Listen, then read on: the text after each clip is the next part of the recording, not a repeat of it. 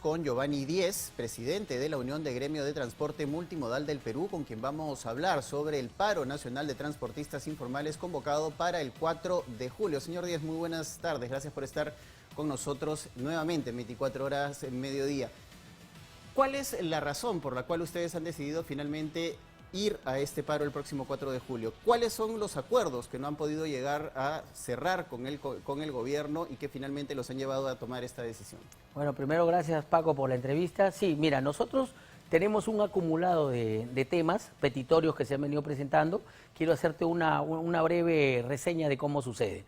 El día 6 y 7 de noviembre se firmaron dos actas. ¿Por qué están separadas? La del 6 era netamente carga y temas multisectoriales, sectoriales en favor o en contra del transporte. Y el día 7 se firma una segunda acta que era de todos los temas del transporte multimodal. O sea, las 8 modalidades, ¿no? Conductores, urbano, turístico, carga, colectivo, taxi, mototaxi, hasta el transporte fluvial. Entonces, estas dos actas fueron separadas porque habían temas que no convergían, pero sin embargo había muchos temas en común, que son 7 lo que siempre juntan a toda la modalidad de transporte. Entonces, a pesar de ello, el gobierno nos pidió 15 días para tratar de resolver esos temas. Entonces nosotros le hemos dado 180 días. Finalmente pedimos que se formen mesas técnicas, que se descentralice el tema de las reuniones para escuchar un poco a los gremios a nivel nacional. Sin embargo, no se dio. Finalmente, el 4 de abril nosotros anunciamos un segundo paro. En este paro, ¿qué decíamos? Que se cumplan las actas del 6 y el 7. A pesar de ello, tratamos de llegar al diálogo una vez más y firmamos una tercera acta del 9 de abril. Y en esta acta sumábamos los temas más nuevos temas que aparecieron. Pero sencillamente era tan sencillo como formar una mesa express, ¿no? Que de acuerdo al Estado, esa mesa express iba a tratar todos los problemas del transporte de manera permanente durante 15 o 20 días para resolver los temas del 6 y del 7. Esto no se dio. Otra segunda mesa permanente para ver los temas que iban a tomar su tiempo, porque obviamente como es multisectorial había que ver otros temas. Sencillamente el gobierno no cumplió con ninguna de las dos mesas y lo que empezó a hacer es a descentralizar lo que ya había escuchado. O sea, se va a provincias para escuchar lo mismo que ya tenían en una matriz, que ya tenían en un petitorio, y a nuestro parecer lo único que han hecho es engañarnos y tomarse más tiempo. Y en este tiempo no han resuelto nada. El nuevo ministro nos invita el 30 de mayo, ¿no? Y nos dicen, yo tengo la voluntad de hacerlo. Perfecto, señor ministro. Si usted realmente quiere solucionar los problemas de transporte, tiene usted hasta el 4 de julio, para que dé los resultados con decretos y resoluciones. Estamos hoy día 23 y no tenemos nada. ¿Sabe lo que han hecho? Han empezado a tratar de desmembrar el tema del transporte y están llamando a los gremios de manera independiente. Como todavía hay algunos dirigentes que son ilusos y creen que por haberlos escuchado les van a dar la solución, entonces el gobierno muy inteligentemente empieza a dividir. Y en esta división hay un grupo de carga que no está con nosotros, hay varios gremios ahí, hay algunos dirigentes que son señores personas muy correctas, pero también han habido nuevos dirigentes que han aparecido. Entonces, entre ellos no se ponen de acuerdo y un grupito, como el del señor Corrales, por ejemplo, anuncia un día antes que llegue a Arequipa el presidente de la República y dice ya no vamos al paro. Pero este señor no consensa con el resto del transporte y es una decisión de él de no ir al paro y el gobierno está aprovechando de esto para decir que han levantado el paro. Y el otro grupo de carga, obviamente, que no tienen consenso, ellos mantienen su posición de ir al 27. Y precisamente lo dicho por el señor Corrales y que fue repetido además por el ministro de Transportes y Comunicaciones en este Consejo de Ministros descentralizado ha sido lo que han criticado los otros gremios también, los de buceteros y los de transportistas de carga pesada, porque ellos aseguran que el ministro Arranzuela, por decirlo de alguna forma, ha sido engañado, porque el señor Corrales no tiene una representación de los gremios que van a finalmente acatar el paro del 27 de junio y el suyo del 4 de julio. Sí, lamentablemente, como te digo, hay dirigentes que muchas veces buscan una posición política, a pesar que el mismo señor dice que no se quiere mezclar con política, sin embargo, le está haciendo un favor al gobierno al tratar de tumbarse un paro que realmente es el sentir de todos los transportistas. Finalmente, el otro grupo que sí se mantiene en carrera para este paro el 27, nosotros al 4, esperemos que los del 27 al 4 finalmente, como son indefinidos, es muy probable que nos juntemos. Y en ese sentido, nosotros no, y quiero dejar claro, nuestra posición sí hemos dicho que se vayan todos y lo seguimos diciendo, y le voy a decir por qué. Porque la parte del transporte, nosotros hemos hablado constantemente con el gobierno, hemos firmado un sinnúmero de actas que sencillamente para ellos es un papel sin valor, porque nunca lo cumplen, ¿no? Entonces, cuando hablamos con el Ejecutivo no nos da soluciones. gente incapaz, improvisada, que no hace su trabajo. Ahorita, como vemos, si el ministro puede evitar un paro, lo puede hacer, tiene hasta el 4 de julio.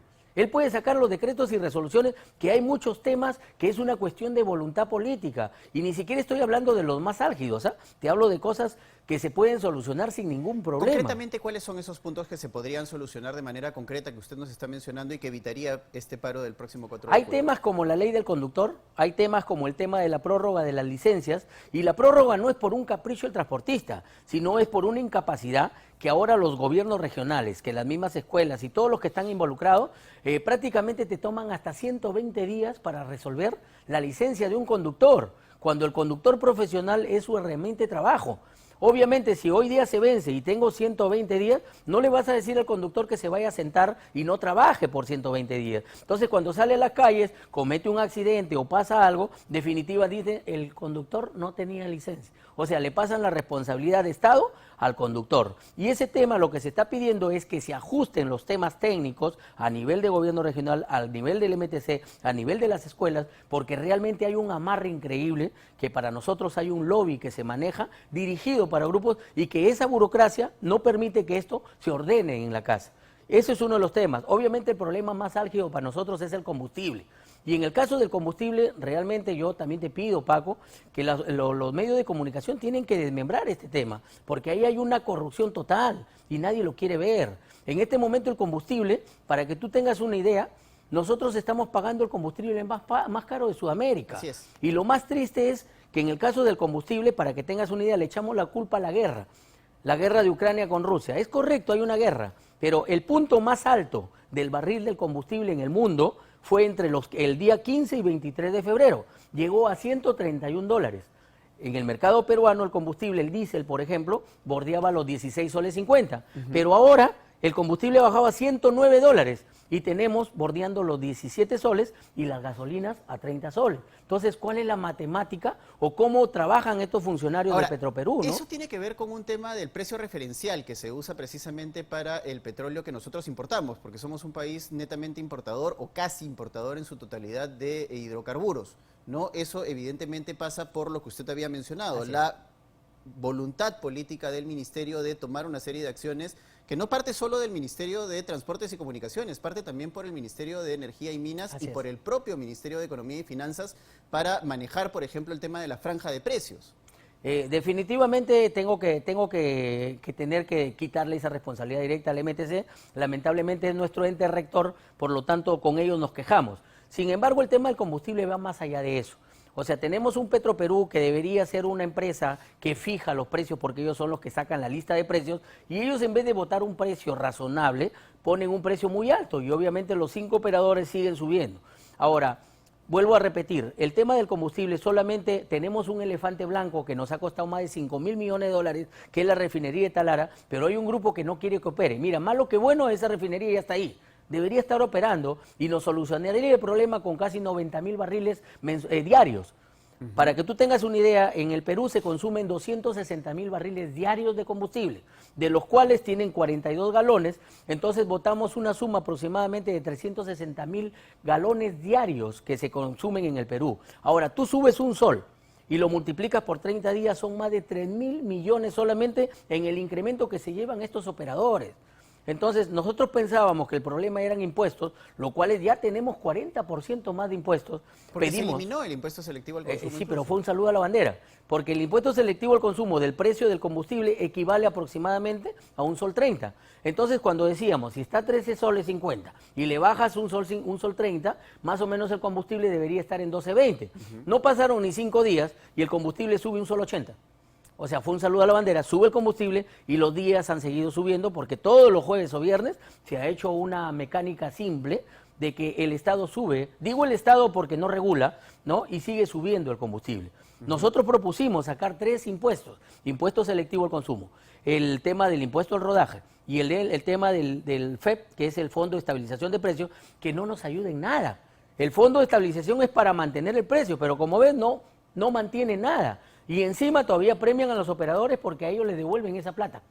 O sea, es increíble que el Estado peruano no pueda tener visión. O sea, por un lado me dicen, no es culpa del gobierno, es el mercado. No es el mercado. Aquí hay un gato encerrado que no queremos verlo. Y eso es lo que yo pido a todas las autoridades que tengamos que ver, porque eso nos está matando a todos.